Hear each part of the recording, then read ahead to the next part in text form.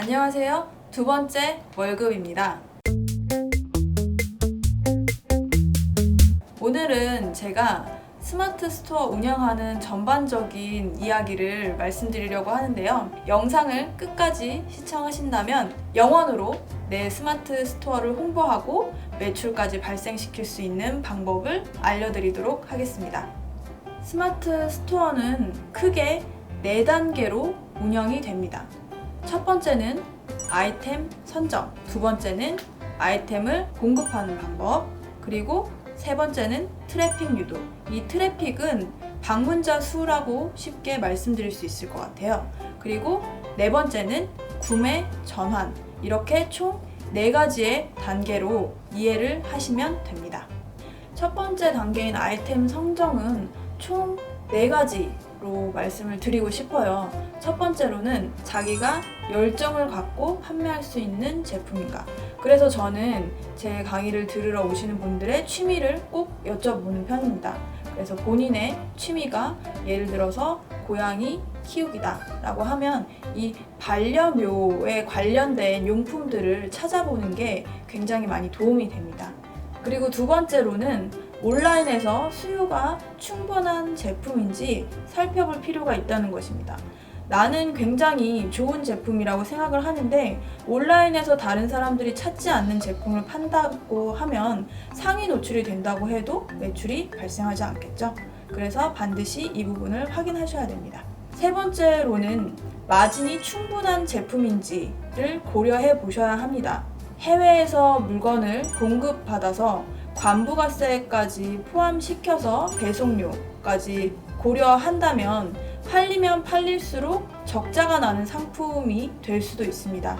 그렇기 때문에 이런 모든 부가가치세들을 다 계산을 하셔서 마진율을 생각을 하셔야 합니다.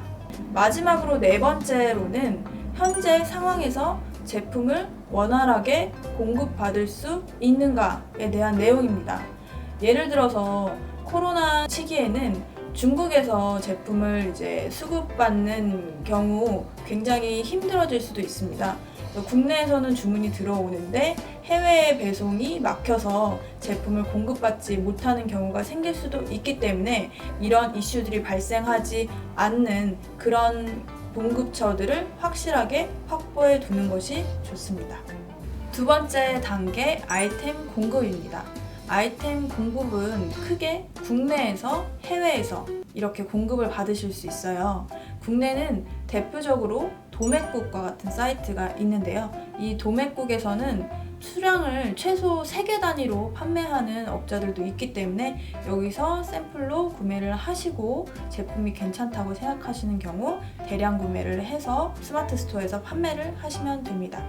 그리고 해외 같은 경우에는 크게 알리바바나 타오바오가 있는데 보통 이렇게 해외에서 수입을 하실 때는 굉장히 조심하셔야 될 부분이 있습니다.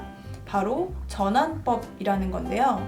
이 전환법은 전기용품 및 생활용품 안전관리법입니다.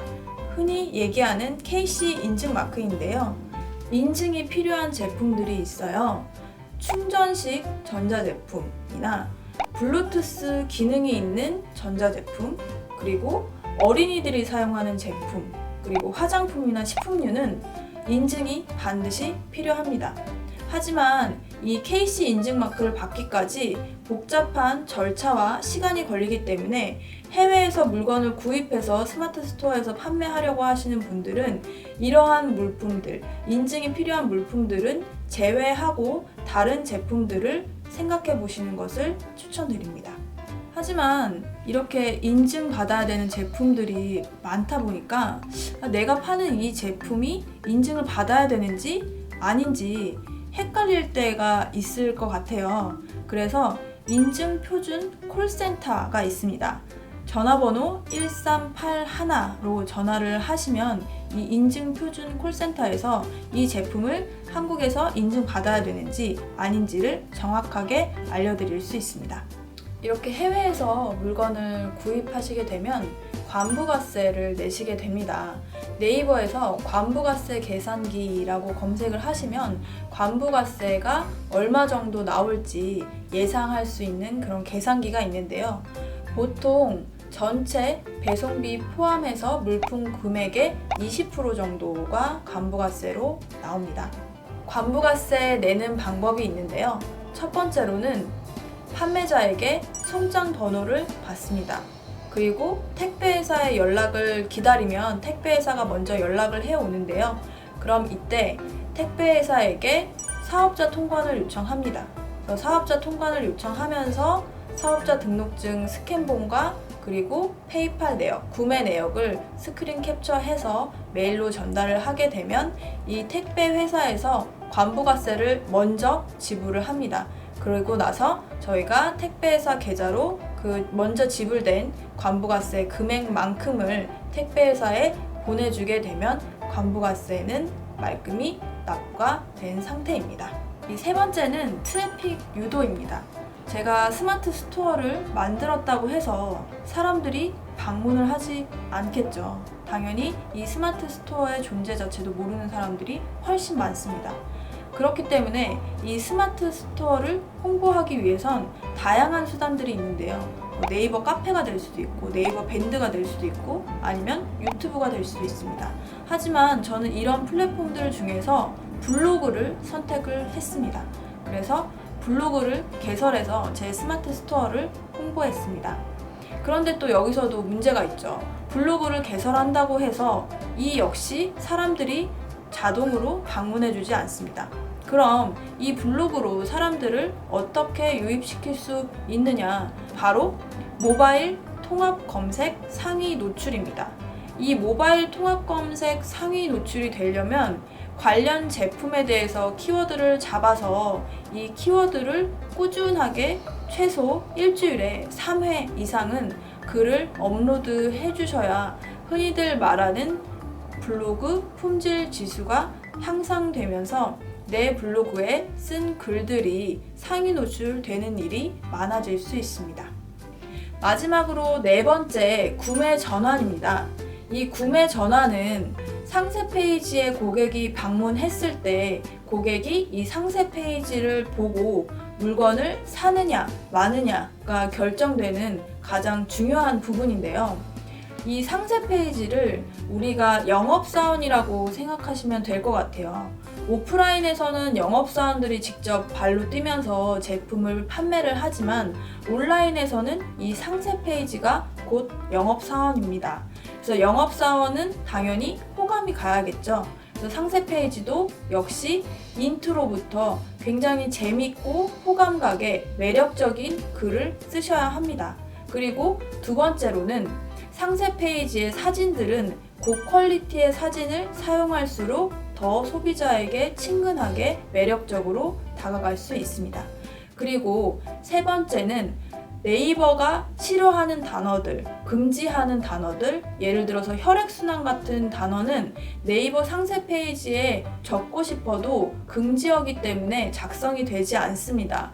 이 외에도 네이버가 좋아하지 않는 단어들이 있는데 그런 단어들은 피해서 상세 페이지를 작성을 해주시는 게 좋습니다. 마지막으로 상세 페이지 하단이나 상단에 영상을 추가해 주시면 더 매력적인 상세 페이지를 만드실 수 있습니다. 영상은 꼭 고퀄리티일 필요는 없고요. 제품의 사용 방법 등을 간단하게 스마트폰으로라도 촬영해서 올리시는 게 좋습니다. 그리고 영상뿐만 아니라 움직이는 이미지인 GIF도 함께 첨부해 주시면 더 효과가 좋습니다. 정산과 관련해서 많은 분들이 궁금해 하실 텐데요.